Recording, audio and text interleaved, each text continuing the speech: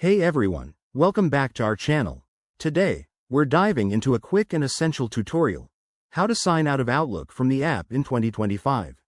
Whether you're switching devices, sharing your phone, or just want to boost your account security, knowing how to log out properly is a must.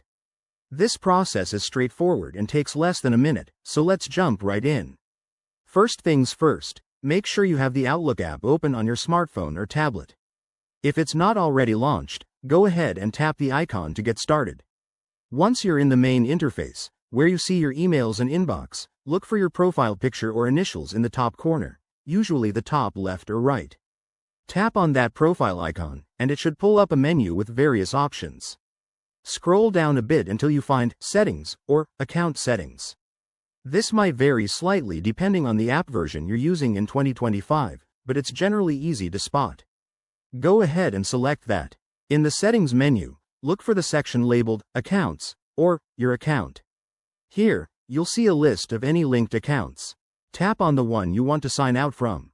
Then, find the Sign Out or Log Out button. It could be a direct option or under a sub-menu like Manage Accounts. Once you tap it, the app might ask for confirmation to ensure you really want to proceed, so just hit Yes or Confirm. And just like that, you're signed out.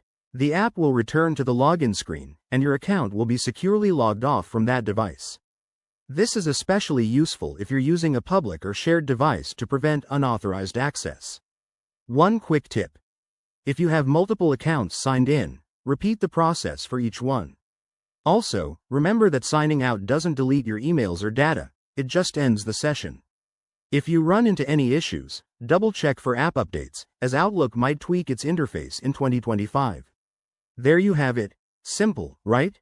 If this tutorial helped you out, give it a thumbs up, subscribe for more tech tips, and let us know in the comments if you have any questions.